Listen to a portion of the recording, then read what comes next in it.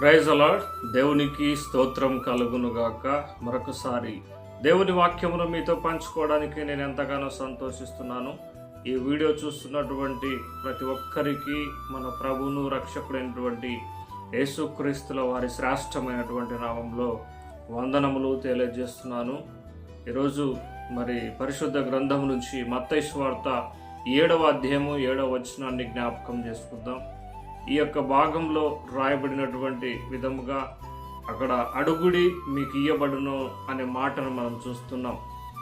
ఈ మాటను మనం ఆలోచనలో పెట్టుకొని దేవుడు అడుగుడి మీకు ఇయ్యబడును కదా అని చెప్పాడు కదా, కనుక మనం ఏం చేస్తూ ఉన్నామంటే అనేక విషయాలను దేవుని దృష్టికి తీసుకొని వెళ్తూ ఉన్నాం.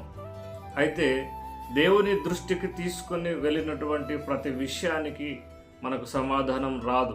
ఎందుకంటే మనం అడిగే వాటన్నిటి విషయాలను బట్టి దేవునికి అందులో ఇష్టమైనటువంటివిగా కొన్ని ఉండవు. అయితే దేవునికి ఇష్టమైనటువంటి విషయాలను మనం అడగాలని సమయంలో మీకు తెలియజేస్తున్నాను. ఏంటివి ఆ విషయాలు అని మనం ఆలోచన చేస్తే నిజంగా బైబిల్ గ్రంథం నందు ఈ విధంగా రాయబడి ఉన్నది.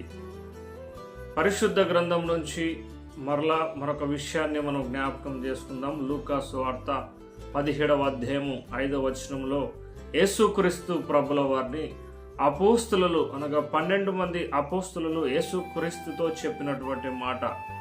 అపోస్తులు యేసుక్రీస్తుతో చెప్తున్నటువంటి మాట ఏంటంటే, మా విశ్వాసమును వృద్ధి పొందించుమని యేసుక్రీస్తుల వారికి చెప్పారు. నిజంగా అనుదినము కూడా మనం ప్రార్థన చేస్తూ ఉంటాం కదా. మన ప్రార్థనలో మొట్టమొదటిగా ప్రభా, విశ్వాసంలోనికి మమ్మలను నడిపించావు, మా విశ్వాసాన్ని అనుదినము వృద్ధి పొందించమని అడగాలి. మన విశ్వాసంలో బలహీన పడిపోకుండా రోజు బలవంతులుగా ఉండేటట్లుగా మీ కృపను మాకు అనుగ్రహించమని ప్రభువును మనము అడగాలని ప్రభు పేరిట మీకు మనవి చేస్తున్నాం. ఇది మొట్టమొదటి విషయం. అలాగే మనము మరొక విషయాన్ని జ్ఞాపకం చేసుకుంటే లూకా సువార్తలోనే 11వ అధ్యాయం 13వ వచనంలో ఆ పరలోకమందున్నటువంటి తండ్రిని మనం అడిగితే పరిశుద్ధాత్మను మనకు అనుగ్రహిస్తాడని రాయబడినది. కనుక మనకు పరిశుద్ధాత్మ అనే వరము చాలా అవసరము. కనుక పరిశుద్ధాత్మను కూడా మనం అడగాలి. రెండవదిగా నిజంగా ఇవన్నీ దేవునికి ఇష్టమైనటువంటివి. కనుక నా ప్రియ దేవుని బిడ్డలారా, మొదటగా మన విశ్వాసాన్ని వృద్ధి పొందించమని ప్రభువుకు మొరపెట్టుకోవాలి. రెండవదిగా, ప్రభువా మీ యొక్క పరిశుద్ధాత్మను మా మీద ఉంచమని, మాకు ఆ పరిశుద్ధాత్మను దయచేయమని అడగాలి. మూడవ మాటను మనం ఈరోజు నేర్చుకుంటున్నాం. యాకోబు పత్రికలో నుంచి 1వ అధ్యాయము 5వ వచనాన్ని మనం గమనించినట్లయితే అక్కడ జ్ఞానం గురించి అడగండి అని రాయబడి ఉంటుంది. ఎవరికైతే జ్ఞానం లేదో, జ్ఞానం లేనటువంటి వారందరూ కూడా నన్ను అడగండి, ధారాళముగా అడిగినటువంటి వారికి దయచేస్తాను అని సెలవిస్తున్నాడు.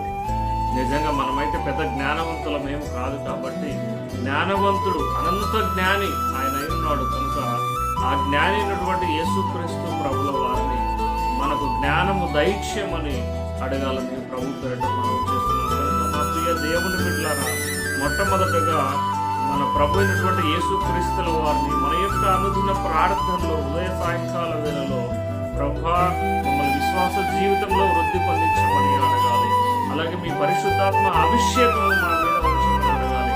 అలాగే నాయన ప్రభు అనుదినము మా కుటుంబాన్ని కట్టుకోవడానికి, సమాజంలో మేము జ్ఞానవంతంగా నడుచుకోవడానికి కావలసినటువంటి జ్ఞానమును కూడా మాకు దయచేయమని ప్రభువును అడగాలని అందరికీ దేవుని నామాన మనవి చేస్తున్నాం. కనుక మా ప్రియ దేవుని బిడ్డలారా, ప్రభువుని ఈ 3 విషయాలు ప్రతిరోజు కూడా మీరు అడిగి దేవుని ద్వారా వీటిని పొందుకోవాలని ప్రభు అయినటువంటి యేసుక్రీస్తు నామములో మీ అందరికీ మనవి చేస్తున్నాను. దేవుడు ఈ చిన్ని మాటలను